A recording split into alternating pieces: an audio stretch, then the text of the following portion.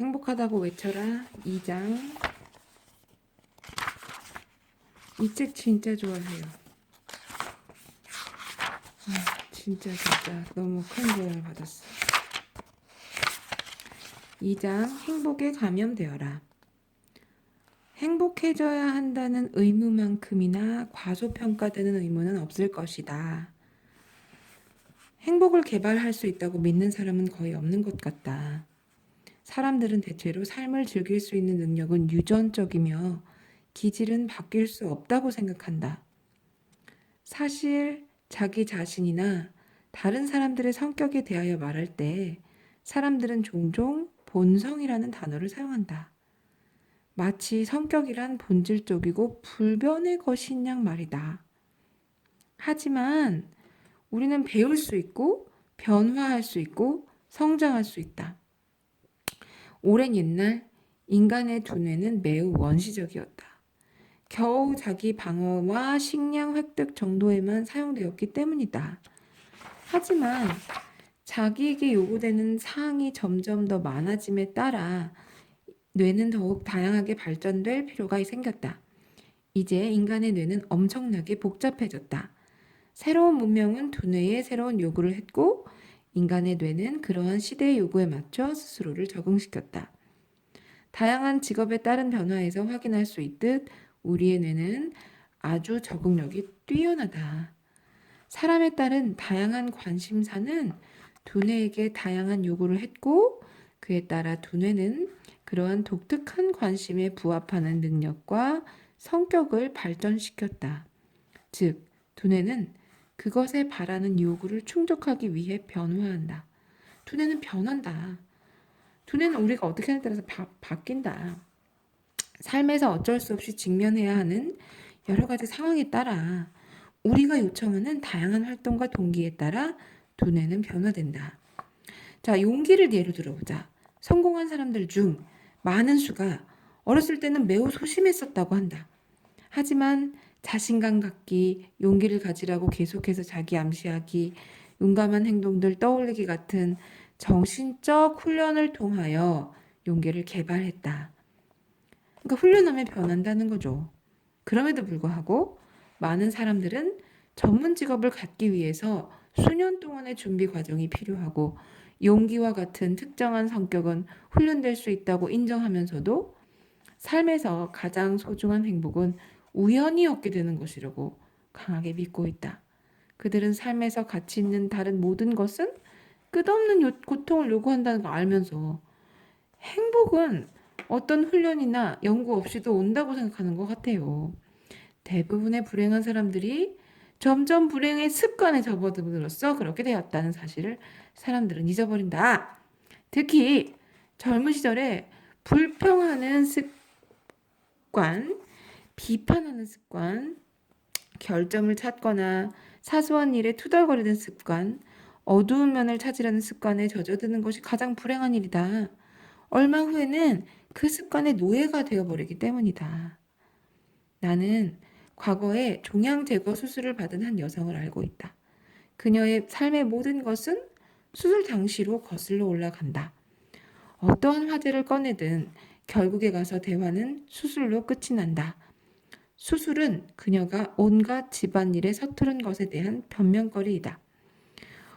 얼마나 많은 사람들이 걱정거리를 과감하게 털어버리지 못하고 있는가. 그들은 너무도 오랫동안 걱정거리를 마음에 담고 살아서 걱정과 친구가 돼버렸다. 그리고 걱정거리를 즐겁게 해주고 걱정거리를 자기가 막 돌봐주고 기회가 있을 때마다 걱정거리를 드러내고 반복하는 데서 병적인 쾌감을 느끼는 듯하다. 우리가 가장 깨닫지 못하는 교훈 중 하나는 우리가 바로 생각의 산물이라는 사실이다. 우리는 생각하는 대로 된다. 우리의 환경, 교육, 습관적인 생각 이런 것들은 유전보다 훨씬 더 많은 영향을 끼친다. 그런 의미에서 성 바오로 마음을 새롭게 하면 변화될 것이다 라는 가르침은 정말 과학적이다. 저는 개인적으로 너무 동의하는 말인데요. 우리는 사물의 밝은 면, 영혼을 고양시키는 것에 생각을 집중하는 힘을 기를 수 있다. 그런 행복과 친절의 습관을 형성하는 것은 삶을 풍요롭게 해줄 것이다. 어느 작가는 다음과 같이 말했다. 행복은 자연의 가장 큰 모순이다. 행복은 어떤 땅에서도 자랄 수 있고 어떤 상황에서도 살 수 있다. 환경은 문제가 되지 않는다. 행복은 내부에서 나오는 것이기 때문이다. 행복은 자기 내부에서 나오는 것이기 때문이다. 행복은 소유가 아닌 존재로 이루어져 있다. 소유하는 것이 아니고 행복은 내 걸로 딱 가지는 것이 아니고 그것을 즐기는 것이다. 즐길 줄 아는 마음을 가지고만 있으면 되는 것이다. 사람은 어떤 것을 가지고 있을 때 타인에게 의존적일 수도 있지만 그가 누구인가 그것 자체는 오직 자기한테 달려있다. 삶에서 획득하는 것은 취득물이지만 사람이 성취하는 것은 성장이다.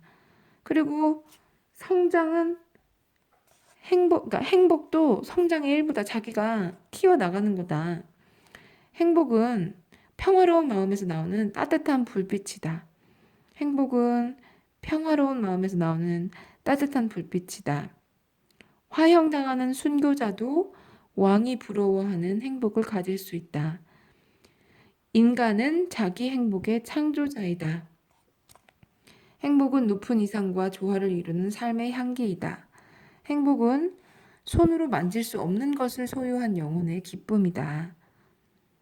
행복, 유쾌한 성격, 친절한 눈빛, 빛나는 온정을 개발하는 것은 모든 사람의 의무다. 행복, 유쾌한 성격, 친절한 눈빛, 빛나는 온정을 개발하는 일은 모든 사람의 의무다. 이는 타인의 삶을 밝게 해줄 뿐 아니라 우리가 알고 있는 최고에 불과할 수 있는 훌륭한 성격, 영혼의 균형을 발전시키는 데 도움이 될 것이다. 기뻐하세요. 기뻐하세요. 여러분이 슬픔, 실망, 고통, 이기주의, 어두운 그림자처럼 지구 위를 덮은 죄, 낮의 짧음, 밤의 불확실성에 대해 불평만 하고 있을 때조차 감사하게도 우주는 여전히 기쁨의 노래로 충만하답니다. 라고 어느 작가는 외쳤다. 성공할 수 있는 최선의 방법은 여기 빨간 글씨예요. 성공할 수 있는 최선의 방법은 최악이 아닌 최선의 상황이 일어날 것이라고 믿는 습관. 자기 자신을 사방으로 행복의 적에 의해 포위된 불쌍하고 비참한 존재가 아니고 근심, 걱정, 불길한 예언에서 자유롭고 자기는 걱정하지 않도록 만들어진 존재라고 생각하는 습관을 기르는 것이다. 그리고 그것은 젊으면 젊을 때일수록 좋다. 자기는 걱정하지 않도록 만들어진 존재고 자유로운 존재라고 생각하는 습관. 사고라는 철학의 혈관을 사고라는 철학의 혈관을 건강하게 유지하라라고 엘러 휠러 윌콕스 1850년대 시인이 말했다. 만일 당신이 좋아하지 않는 것을 가졌다면 당신의 환경을 변화시킬 수 있을 때까지는 당신이 가진 것을 그대로 좋아하라. 만일 당신이 좋아하지 않는 상황이라면 당신 환경이 변할 때까지는 당신이 스스로 그걸 변화시킬 수 있을 때까지는 노력하면서 동시에 당신의 상황을 좋아하라. 삶을 증오하느라 정력을 낭비하지 마라. 당신이 원하는 삶을 만들려고 끊임없이 노력하면서 그동안 삶에서 좋아하고 즐길 수 있는 걸 찾아라. 매일 무엇인가에 행복해해라. 왜냐하면 뇌는 습관의 산물이고 여러 해 동안 비참한 태도를 가졌다면 한순간에 행복해지라고 가르칠 수는 없기 때문이다. 만일 당신이 좋아하지 않는 것을 가졌다면, 만일 당신이 좋아하지 않는 상태에 있다면 당신이 좋아하지 않는 자기 상태를 일단 좋아해라. 당신의 환경을 변화시킬 때까지는 삶을 증오하느라 정력을 낭비하지 말아라. 당신이 원하는 삶을 만들려고 노력하면서 그동안 삶에서 좋아하고 즐길 수 있는 것을 매일매일 찾아라. 매일 무엇인가에 행복해해라. 왜냐하면 뇌는 습관의 산물이고 여러 해 동안 비참한 태도를 가졌다면 한순간에 행복해지라고 가르칠 수는 없기 때문이다. 집안에 도둑을 들이지 않는 것처럼 마음속에 불쾌하고 어두운 공포나 걱정, 이기주의, 증오, 질투 그런 거는 들어오지도 못하게 해라. 그런 생각들은 도둑보다 더 위험하다. 그것들은 우리의 안락함, 행복, 만족을 뺏어간다. 이런 적들은 우리의 의식 속으로 침입할 권리가 없다. 걱정, 증오, 이기주의, 어두운 생각은 우리 마음속으로 침입할 권리가 없다. 이 무단 침입자들을 즉시 마음에서 쫓아내라. 그리고 그 절망적인 이미지는 마음속에 그리지도 않게 해라. 그리지 않도록 노력해라. 왜냐하면 일단 그들이 들어오면 몰아내는 일이 힘들기 때문이다. 하지만 일단 몰아낼 수 있는 비밀을 알게 되면 그것들을 멀리하는 것은 상대적으로 쉽다. 그 비밀이란 무엇인가?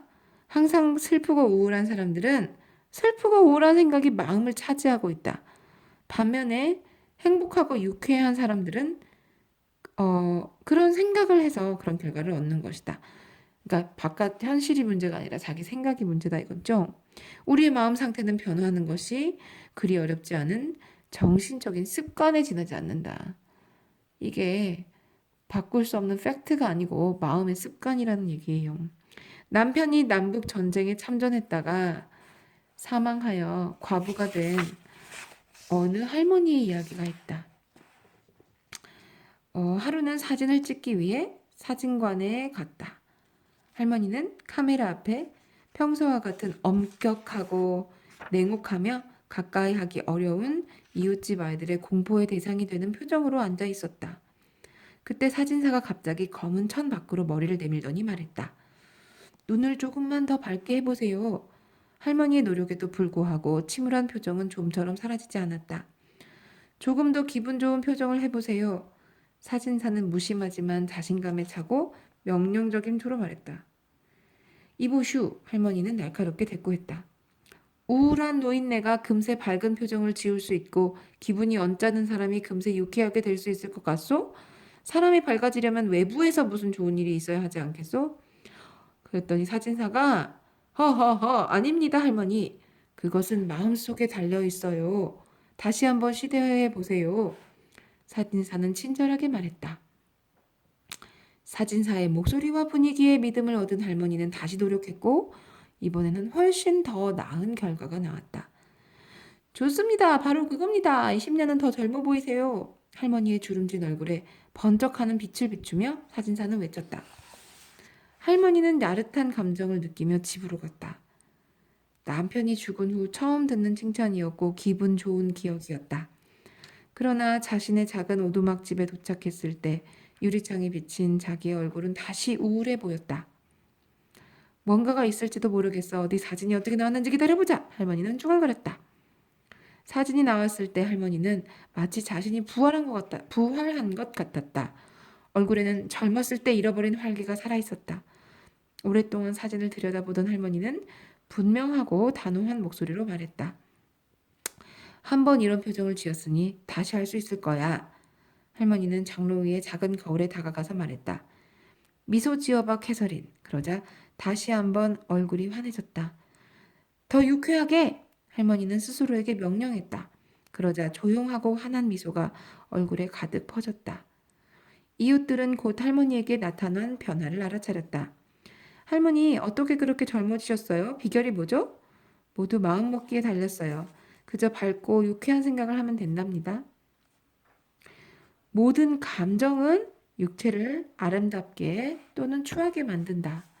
걱정, 안달, 울화, 성마름, 불만족, 부정적인 행동, 거짓, 부러움, 질투, 공포. 이런 것들은 마치 독약이나 신체 기형처럼 몸과 마음에 해로운 작용을 한다. 정신학의 대가인 하버드 대학의 헨리 제임스 교수는 다음과 같이 말한다. 모든 사소한 선행과 악행은 작은 상처를 남긴다. 정확한 의미에서 지금까지 한 모든 일은 지워지지 않는다. 아무것도 없이, 아무 외부적인 변화 없이도 아름다워지는 방법은 먼저 내면이 아름다워지는 것이다. 먼저 내면이 아름다워지는 것이다. 행복은 마음속에 있다.